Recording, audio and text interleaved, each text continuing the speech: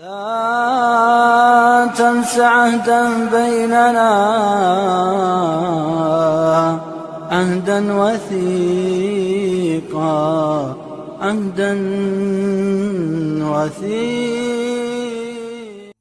بسم الله الرحمن الرحيم. الحمد لله رب العالمين والعاقبة للمتقين والصلاة والسلام على سيدنا محمد وعلى آله وأصحابه أجمعين. أما بعد، السلام عليكم ورحمة الله وبركاته.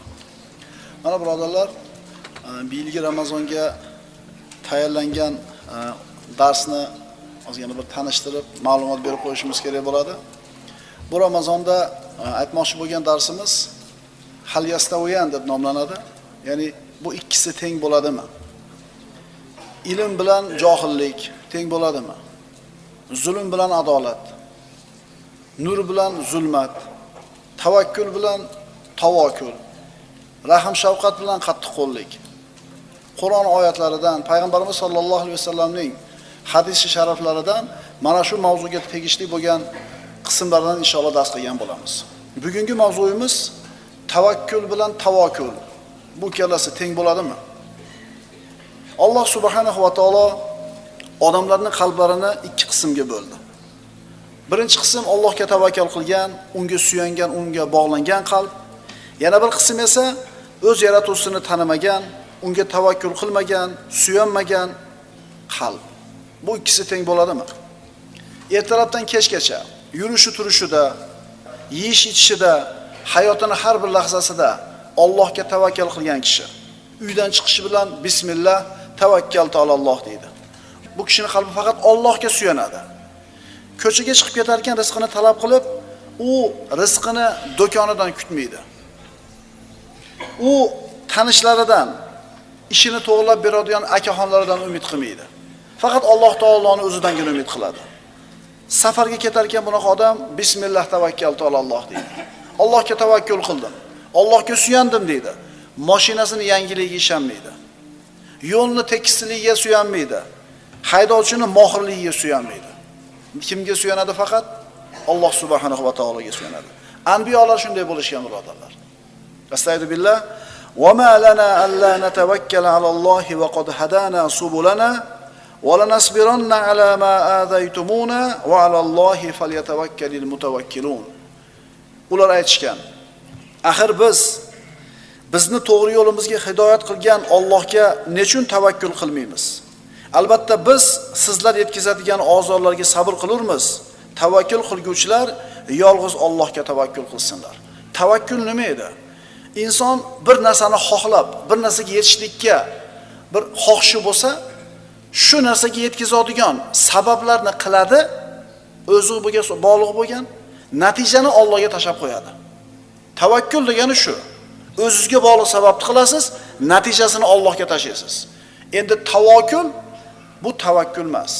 Tavakkul hech qanday sababni qilmaydi, lekin yaxshi narsani orzu qilaveradi. Tavakkul bilan tavakkul barobar bo'lmaydi.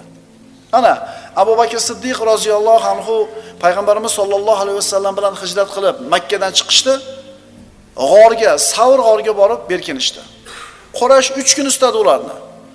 Istaganlar mana shu istaganlarni ayrimlari g'or og'ziga ham kelishdi. Abu Bakr Siddiq va payg'ambarimiz sollallohu alayhi vasallam g'orning ichida o'tirishar ekan, ularning oyoqlari ko'rinib turar edi. Ularning oyoqlari ko'rinib turar edi. Shunda Abu Bakr Siddiq roziyallohu anhu qattiq qayg'uga botdi. Chunki hozir birontasi engishib shunday qarasa, payg'ambarimiz sollallohu alayhi vasallamni ko'rib qoladi. Va bu bilan Rasulullohga aziyat etishi, hatto qatl qilishlari ham mumkin edi. Mana shu narsani o'ylab turib Abu Bakr yig'ladi. G'amga botdi. Ammo payg'ambarimiz sollallohu alayhi vasallam nima dedilar? Alloh taolo Qur'onda marhamat qildi: "La tahzan innalloha ma'ana." Ey Abu Bakr, mahzun bo'lmang. G'amgin bo'lmang, zero Alloh biz bilan birgadir. Oxirgi lahzasida ham payg'ambarimiz sollallohu alayhi vasallam Alloh taologa qalbi suyangan. Bo'ldi, topdilar, bizni turib chiqib ketmayapti. O'ziga bog'liq bo'lgan sabab indamay o'tirish. Indamay o'tirdi, natijani Alloh taolodan kutdi. Va tawakkal alal hayyil la yamut. Hech qachon o'lmaydigan, abadiy tirik bo'lgan Allohga tavakkul qilishimiz kerak bo'ladi. Ana Musa alayhissalom. Alloh azza va jalla Fir'avnni va uni qo'shinini dengizga g'arq qildi. Musa alayhisalom va u kishi bilan birga chiqqan Banu Isroilni najotga chiqardi. Dengizga Fir'avn cho'kib ketdi. Buni ko'rishdi ko'zlari bilan. Dengizdan chiqib, ozgina yurishlari bilan bir qavmga duch keldi bu kishilar. 600 ming Yahudi Musa alayhisalom bilan shu qavmga duch keldi. Bu qavm bir butga sig'inar edi. Haligi Yahudilar aytishdi: "Ya Musa, ij'al lana ilahan kama lahum aliha." Ey Musa, onalardagi iloh kabi bizga ham bitta xudo qilib bermaysanmi? Qalb nimaga bog'lanyapti, birodarlar? Hozir Allohning mo'jizasini ko'rding. Fir'avn dengizdagi tushib ketdi, cho'kib ketdi. Shuni ko'rib turib, qalb Allohga bog'lanmayapti. Yana birorta but bo'lsa, bironta bir olihi bo'lsa, shunga suyansak deb turishibdi. Ishongan akaxoningiz mansabidan ketib qolsa, ne problema. Sizga bir muruvvat ko'rsatib turgan bir odam yo'q bo'lib qolsa yoki muruvvatni bermay qo'ygan bo'lsa, muammo emas. Chunki rizqingiz kimning qo'lida? Allohning aytgani bo'ladi. To'g'rimi? Yo'q, ro'parangizga sizni sotadigan tovaringizga bir do'kon ochildi yana. Yuringlar ish qiladi, endi nima bo'lar ekan, klient tortib qo'yadi yarmini. Ana birodarlar, Allohga tavakkal qilgan, Allohga suyangan qalb qanchalar xotirjam bo'ladi. Bu ham rizqini yeydi. Bu ham rizqini yeydi. Zo'ra narigi do'konni yo'q qilishga harakat qiladiganlar bor. Yozadigan joyga yozadi, shikoyat qilish, bir narsa qilish kerak-da. Как будто buni rizqini nima qilib ketadi u? Birodar, xotirjam bo'ling. Rizqingiz peshonangizga yozilgan. 121 kunga to'lganingizda. Ko'pi ham kelmaydi, ozi ham kelmaydi.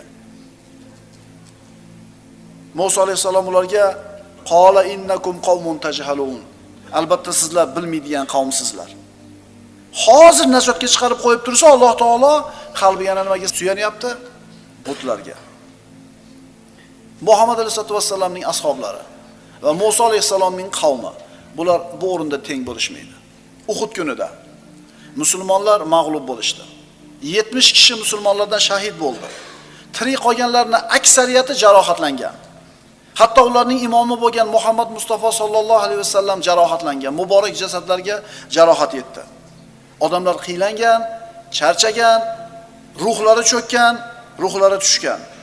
Mana shu vaqtda yana xabar keldi.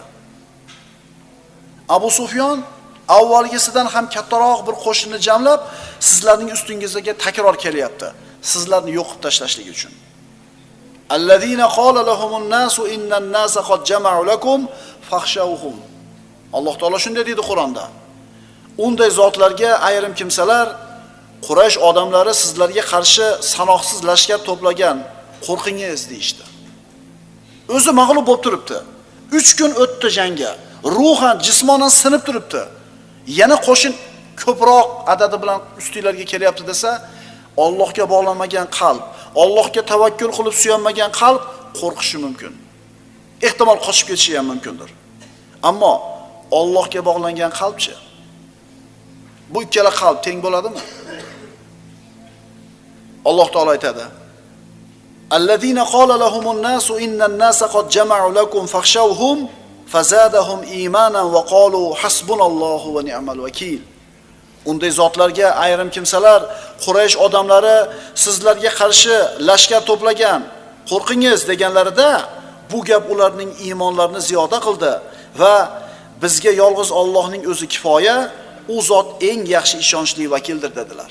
Hasbunallohu va ni'mal vakil. Biroq qo'rqitganda, qalbingizga qo'rquv kirganda, sizni g'amga solib qo'yganda, siqilib yechimda bo'lmay turganingizda hasbunallohu va ni'mal vakil. Agar chin yurakdan aytsangiz, boyaga g'am ketadi. Agar chin iymondan aytsangiz, boyaga qo'rquv, xavotir ketadi. Kim aytgani bo'ladi? Allohning aytgani bo'ladi. Nuh alayhisalom Allohning amri bilan kema yasadi.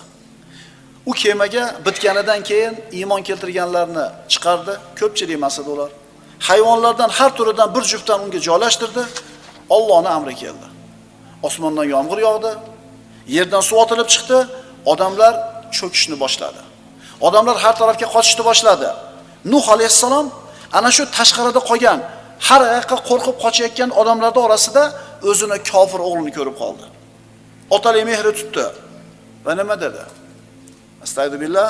Va nada Nuhun ibnahu va kana fi ma'zalin ya bunay irkab ma'na va la takun ma'al kafirin. Nuh bir chetda qolgan o'g'liga nido qildi. Ey o'g'ilcham, biz bilan birga kemaga mingin, u kofirlar bilan birga bo'lmagin. Nuh alayhisalomning o'g'li qalbi nimaga bog'landi shunda? Kim biladi? Tog'ga baylandi. Tog'ga chiqib olsam, shu cho'kishlikdan qutulib qolaman dedi. Bo'ladi-yu ba'zida. Pulimizga ishonib qo'yamiz. Falon joydagi akaxonimizga ishonib qo'yamiz. Falon joydagi tomimizga suyanib qo'yamiz. Bizning problemamizni hal qilib beradigan ukaxonimiz bor, jiyanimiz bor. O'sha jiyan yo'qlarda ishi nima bo'ladi-da? Ular ham hal bo'ladi. Nuhning o'g'li, Nuh alayhisalomning kofir o'g'li Allohga bog'lanmadi qalbi. Qala sa'awi ila jabalin ya'simuni minal ma. Men o'zimni suvdan saqlaydigan biron tog'ning ustiga chiqib ketajakman. Tog' qutqarib qoladi meni dedi. Qala la asimal yawma min amrillah illa man rahim va hala baynahuma al-mawj fa kana min al-mughraqin. Nuh alayhisalomning qalbi Allohga bog'landi. O'g'lining qalbi tog'ga bog'landi. Natija qanday bo'ldi? Nuh aytdi: "Bugun Allohning amridan saqlaguvchi yo'qdir, magar o'zi rahim qilganlarnigina saqlar." Shu payt o'rtalarini to'lqin to'sib qo'ydi-da, o'g'il g'arq qilinuvchilardan bo'lib qoldi. Tog' qani? Qani tog'? Nuh alayhisalom birorta odamga suyanmagan edi. Uyiga suyanmagan edi. Haqiqatan ulkan yerni qozig'i bo'lgan, ehtimol 100-200 metr baland bo'lgan tog'ga suyangan edi. Lekin tog' uni saqlab qola oladimi? E'tibor beringlar. Kimni qalbi nimaga bog'landi va natija qanday bo'ldi? Bu qalbini Allohdan boshqaga bog'lagan kishining jazosi edi. Qalbini Allohga bog'lagan kishi, Allohga suyangan kishi va qalbini Allohga bog'lamagan, boshqa narsalarga suyangan kishi ikkalasi teng bo'ladimi? Payg'ambarimiz sollallohu alayhi vasallam o'zining sahobalarini mana shu asos ustida tarbiyaladi. Qalblar kimga bog'lansin? Alloh subhanahu va taologa. Qalb kishining qalbi o'ziga qadrli bo'lgan, qimmat bo'lgan narsaga suyanmasin. Hatto Muhammad alayhisalomga ham bog'lanib qolmasin qalb. Chunki innaka mayyitun va innahum mayyitun. Ey Muhammad alayhisalom, siz ham bir kun mayyit bo'lasiz. Ular ham mayyit bo'ladi. Uhud kunida payg'ambarimiz sollallohu alayhi vasallam qatl qilindi, Muhammad o'ldirildi degan gap tarqadi. Uhud kunida ma'lumiylar payg'ambarimiz sollallohu alayhi vasallam ana shu Abu Omir kavlagan chuqurlardan bittasiga tushib ketganida shayton qichqirgan edi. Muhammad o'ldi deb. Rasululloh sollallohu alayhi vasallamni vafot etganligini eshitib, sahobalarning ayrimlari chekina boshladi. Ayrimlari qayg'uga botib qurollarni tushirib oldi. Ayrimlari yerga o'tiriblar qoldi nima qilishini bilmasdan. Alloh taolo bu haqida nima dedi? "Va ma Muhammadun illa rasul, qad khalat min qablihi rusul." Muhammad sallallohu alayhi vasallam faqat bir payg'ambar xolos. Undan ilgari ham payg'ambarlar o'tgandir. Bas agar u Muhammad alayhisalom vafot etsa yo o'ldirilsa, ketingizga kufrga qaytib ketasizmi? Kimda kim ketiga qaytib ketsa, Allohga biror ziyon yetkaza olmas. Alloh esa yo'llaridan qaytmay shukr qilguvchi bandalarni muzosib mukofotlaydi. Payg'ambarimiz sollallohu alayhi vasallam keyin vafot etdilar, birodarlar. Shunda Umar ibn Xattob roziyallohu anhu Muhammad sollallohu alayhi vasallam o'lgani yo'q. Musa Robbisi bilan 40 kun gaplashgani ketgan edi Tur tog'iga. Shunday ketdi, qaytib keladi. Kim Muhammad alayhisalomni o'ldi desa, bo'yniga qil uchiraman deb turgan edi. Mana shu kunda Abu Bakr aytdi. Kim Muhammad alayhisalomga ibodat qilgan bo'lsa, Muhammad alayhisalom tahqiq vafot etdi. Kim Allohga ibodat qilgan bo'lsa shu kungacha, Alloh azza va jalla tirik, hargiz o'lmaydi. Demak, bizning qalbimiz pulimizga, mansabimizga, tanish bilishimizga, uyimizga, mashinamizga suyanmasligi kerak. Hatto Muhammad alayhisalomga ham suyanmasligi kerak. Chunki u kishi ham bor yo'g'i bir banda edi. Hud alayhisalom. Bu ulug' nabiyning qavmi u kishiga ozor berdi. U kishini qatl qilmoqchi bo'lishdi. Hud alayhisalom ularga Anni bari'un mimma tushrikuna min duni fakiduni jami'an thumma la tunzirun dedi. Bilasizlar, insoniyat tarixida yashab o'tgan odamlarning jismonan eng quvvatlilari Od qavmi bo'lgan. Hud alayhisalomning qavmi. Men sizlarning Allohni qo'yib, unga soxta xudolarni sherik qilishingizdan bezorman. Ana endi barchangiz bir bo'lib, hech kechiktirmasdan menga bilgan hiylalaringizni qilaveringlar. Qo'lingizdan kelgan ishinglarni qilinglar deb qavmiga tahdid solyapti. Qo'lingdan nima keladi? Birodarlar, jismonan baquvvat bo'lgan Od qavmi. Bitta o'zi u kishi iymon keltirgan ozgina odam butun qavmga kuchi yetmaydi. Lekin qaysi quvvatga suyanib turib qavmiga tahdid qilyapti? Kimga suyanyapti bu kishi? Alloh subhanahu va taologa. Inni tavakkaltu alallohi robbi va robbikum.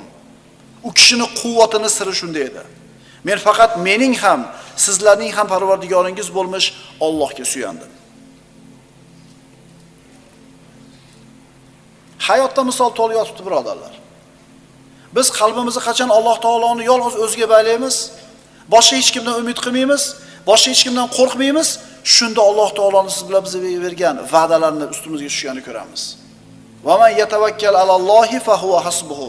Kim Allohga suyansa, bas bu kishining ishi Alloh taoloning zimmasida. Hud alayhisalomga tahdid qildi qavmi. Hud alayhisalom qavmiga tahdid qildi. Natija nima bo'ldi? Od qavmini Alloh taolo 7 kecha 8 kunduz esgan sorsor shamoli bilan yakson qildi, vayron qildi. Fahal taralahum min baqiya. Ulardan birontasi qolganini ko'rdingizmi? Faqat Hud alayhisalom va u kishi iymon keltirganlar tirik qoldi, qolgan hammasini Alloh taolo yakson qildi. Ular nimasiga suyangan edi? Jismoniy quvvatiga, o'zlarining moli mulkiga, saltanatiga. Musa alayhisalom o'zini qavmini Misrdan olib chiqdi. Firavn orqasidan qo'shini bilan quvib chiqdi. Musa alayhisalom qavmi bilan dengizga keldi, orqada qo'shin ko'rindi. Bir tomonda dengiz, bir tomonda ularni yakson qilish uchun kelayotgan o'sha davrning eng kuchli qo'shini. Qalbi Allohga bog'lanmagan kishilar aytishdi, inna la mudrakun. Bo'ldi, yetib kelishdi, tugadik deyishdi. Ammo Robbisiga haqiqiy tavakkul qilgan Musa alayhisalom nima dedi? Kalla inna robbi ma'i sayahdin. Yo'q. Aniqki men bilan birga Parvardigorim bor. Albatta u meni najot yo'liga boshlar. Biz hayotda bo'layotgan muammolarimizni hammasini aqlimiz bilan hal qilayotganga o'xshaymiz. Plan tuzamiz, chizamiz, boshqa qilamiz. Mana men rejani zo'r qilganligim uchun ishim tekis chiqdi. Men mana bu narsani mancha marta takrorladim, Qur'onda yaxshi yodladim. Deymizda o'zimizni, mehnatimizga, o'zimizni kuchimizga suyanib qo'yamiz. Birodarlar, bu faqat sabab. Natija kimdan bo'ladi? Imtihon qilamiz bolalarimizga. Zo'r o'qigan. Oddiy narsani so'rasangiz imtihonda tili yemaydi-da. Voy, nima ayta olmayapsan? Indamay turaveradi. Nimaga ayta olmayapti? Sir bosib qoldi deydi. Bo'lmasam u domlasini har kuni ko'radi.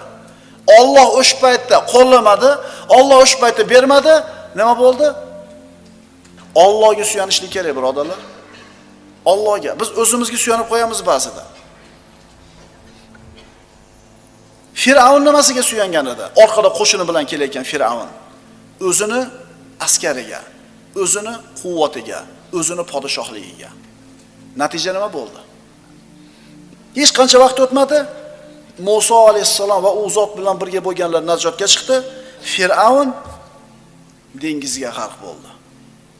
Allohga suyangan qalb bilan boshqa narsaga suyangan qalb barobar bo'ladimi? Shuning uchun Alloh taolo aytadi: "Fa in tavallaw faqul hasbiyalloh la ilaha illa huwa alayhi tawakkaltu va huwa robbul arshil azim." Solih insonlarning qalblari faqatgina Allohga bog'langan. Xotimal asom, ibodati, salohiyati, taqvosi bilan, yaqini bilan mashg'ul kishilardan edi. Martabasi oliy edi.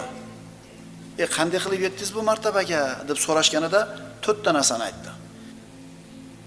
Birodarlar, agar shu 4 ta narsagachi chiroyli suratda amal qila olsak, ishoninglar, dunyo va oxiratimiz zo'r bo'lib ketadi. Tirikchiligimiz va maishatimiz zo'r bo'lib ketadi. Qalbimiz va jasadimiz zo'r bo'lib ketadi. Nima so'zlar edi u? Quloq solaylikchi. U aytdi: "Rizqimni mendan boshqa hech kim ola olmasligini bildim, xotirjam bo'ldim." Tushunarlimi? Chehlar ish bo'lib ketdi. Nechta o'g'lingiz bor? 3 ta o'g'lim bor. Bittadan chek qilsa, 4 ta qizim bor, chiqar, shpaner. Voy, rizqi bor uni, xotirjam bo'ling, g'am qilmang, siz faqat ishlang, mehnat qiling, g'am qilmang. Rizqimni mendan boshqa hech kim ola olmasligini bildim, nafsim xotirjam bo'ldi. 99% odam g'ami shu hozir. Xotirjam bo'ling birodar. Mehnat qilyapsizmi? Siz to'g'ri yo'ldasiz. Siz to'g'ri yo'ldasiz, natija Allohdan. Ikkinchisi, amalimni meni o'zimdan boshqa hech kim qila olmas ekan. Amalim bilan mashg'ul bo'ldim. Keyingisi, o'lim to'satdan kelishini bildim va kelishidan oldin amalga, harakatga kirishdim. To'rtinchisi, Alloh azza va jalladan berkin olmasligimni bildim. Shunga yarasha ish tutdim. Ishonavering birodar. 4 qator so'z. Agar shu aytilgan 4 ta narsaga amal qila olsa, kishini dunyosi yu oxirati mustaqim bo'lib qoladi. Qalbi xotirjam bo'ladi, nafsi orom olib qoladi. Krizis deydi. Ming xil narsa bor siqilaman desangiz o'ylab. To'g'rimi? Shablon berilyapti, hayotga qarab hisob ko'ringlar-da. Haqiqatan musulmon odamni xotirjam qoladigan uni puli bo'lmaydi. Uni mansabi bo'lmaydi. Robbisiga bo'lgan tavakkuli, Robbisiga bo'lgan iymoni bo'ladi. Birodarlar, Allohga tavakkul qilishlik bu ulug' aqida. Tavhidni asosi birodarlar. Bu aqida tavhidni boshida turadi. Kim buzsa tavakkulni, demak tavhidni buzgan bo'ladi.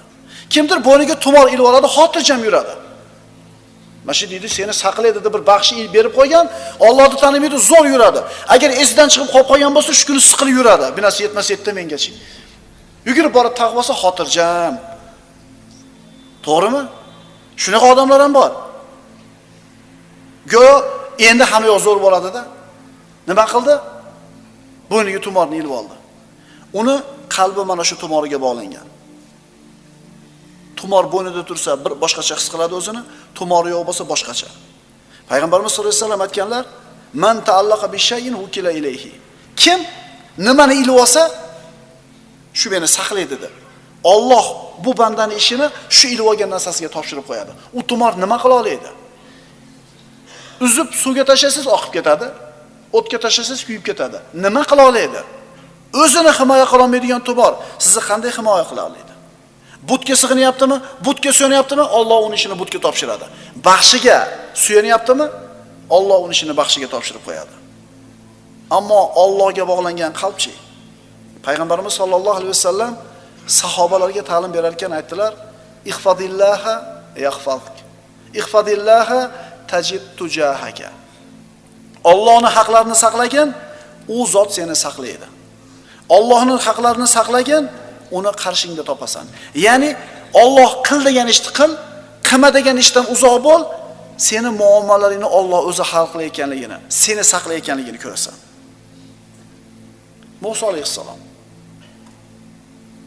Bu ulug' payg'ambar tug'ilganida Misrda Firavun Banu Isroildan tug'ilgan o'g'il bolalarni hammasini so'yayotdi. Musa alayhissalomning onasi bolasini berkitib yurdi. Askarlar uyma-uy istab yuradi, Banu Isroil uylarini topilgan chaqaloq o'g'il bo'lsa so'yadi. Mana endi ularni ham uyiga kirib kelyapti. Agar topishib olsa, Musa alayhissalomni qatl qilishi aniq. Alloh taolo aytadi: "Mana shu qalbni Allohga bog'lash, Allohni o'zi saqlashiga yorqin misol. Va auhayna ila ummi Musa an ardi'i, fa idha khifti alayhi falqihi fil yam." Biz Musoning onasiga vahiy qildikki, uni emizavergin. Bas qachon Firavun odamlari uni o'ldirib ketishlaridan qo'rqsang, uni daryoga tashlagin. Bir faraz qilib ko'ring. Emizili bolani onasi savatgamidi, yog'och sondiqqamidi solib turib, Nil degan daryoga solib oqizib yuborishini. Aqlingiz oladimi? Ammo Alloh taolo Musoning onasining qalbiga shunday xotirjamlik berdi, shunday ilhomni berdi. Onasi bildi, hamma kuch-quvvat Alloh taoloning ekanligini. Allohning xohsiz bir onasi bo'lmasligini bildi. Alloh taolo va'da qildi yana. Va la taxofi va la tahzani inna radduhu ilayki va ja'iluhu minal mursalin. Men aytganimni qilaver, banda. Va qo'rqmagin ham, qayg'urmagin ham. Zero biz uni senga qaytarguvchidirmiz va uni payg'ambarlardan qilamiz. Qaytarib ham beraman, tirik, sog', yana payg'ambar ham qilaman. Solib oqizdi. Allohning o'ziga tavakkal dedi. Natija nima bo'ldi? Daryodan suzib borib Fir'avnning ana shu daryoda bo'yiga qurilgan qasrga borib to'xtadi. Qasrga olib kirishdi, bola qilib boqib oladigan bo'ldi Fir'avnning ayoli. Allohning birodarlar bu hikmati, Allohning hiylasi bu. Emizili bola yig'ladi, emizadigan ayollarni qidirib enagarlarni topdi, birontasini emmadi. Bozorga olib chiqishuvdi, Musa alayhisalomni onasini qo'liga topshirishdi. Mana endi birodarlar, Musa alayhisalomni qatl qilishlik uchun chaqlangan qilichlar Musa alayhisalomni qasrga, Musa alayhisalomni onasining uyiga qilib, olib borib xizmatda bo'lishdi. Musa alayhisalomni qatl qilish kerak bo'lgan ana shu askarlar endi himoyasida turdi. Allohga tavakkul qilgan bilan boshqa narsaga tavakkul qilganda farqi bormi? Qalbini Allohga topshirgan kishi bilan qalbini boshqa narsaga topshirganning o'rtasida farq bormi? Ikkalasi barobar bo'ladimi? 85 ga ko'rganda Ibrohim alayhisalom bir dona o'g'il ko'rdi. 3 ta qizdan keyin bitta o'g'il ko'rmadi. 85 ga kirganda bir dona bola ko'rdi. Alloh taolo buyurdi. Hech kim yo'q bo'lgan, na ekin, na odam, na biron narsa bo'lmagan sahroga tashab kelasan. Allohning hukmiga labbay dedi. Ayoli Hojar o'g'li Ismoilni olib Bakka vodisiga olib keldi. Bu yerda bu paytda hech narsa yo'q edi u yerda, sahro edi. Qo'yib orqasiga qarab ketdi. Ayol osilib oldi orqasidan. Ibrohim tashab ketasin bu yerga. Indamadi, javob bermadi.